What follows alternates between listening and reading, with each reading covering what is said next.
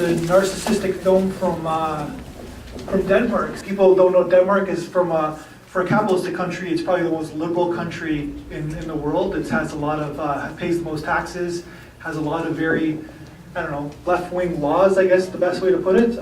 It's a very kind of like progressive country in terms of the left side.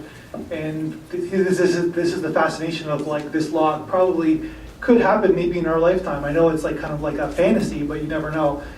Yeah, I think it's interesting that they're a collectivist society and they kind of struggle with the whole notion of being also part of the capitalist world, and the fact that, you know, hard work is a big part of the ethic there, and but at the same time they're collectivists and they want to protect the community. It comes up all the time in their culture and in the films that we see, in the shows that are coming out of that area.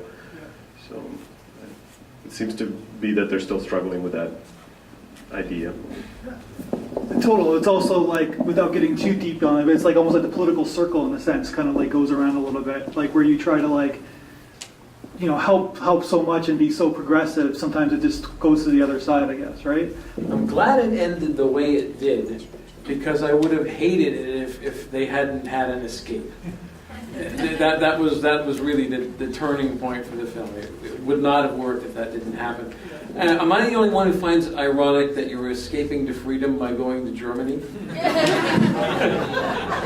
are you trying to say here? Well, just a turnabout of history, of course. Like 70 years ago. Come on, I know, but still, yeah. But no, that was what really had to happen. They had to have an escape, or this film would have been a downer. Really? Well, yeah, it would have been. That makes it works because of that ending. That's the amazing thing about this, because at the same time the guy's kind of a douche. I wouldn't want him raising the right. Yeah. That's kind of the point in the film. It's like, you got, like, would you, like, is he a good father? That's sort of the point as well, right? Well, you wouldn't want to give the baby away to those freaks either, right? No, I mean that, right?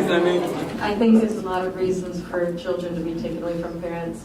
I don't think looking like a freak or being a narcissist are the worst things that can happen to a child. So it's kind of, he's going to be okay. He's going to learn that he isn't the most important thing in the world once he has a child.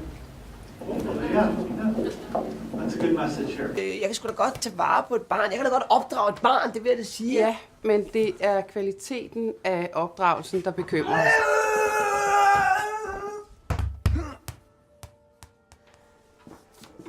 Men Ida, det behøver jo altså ikke at gælde for dig.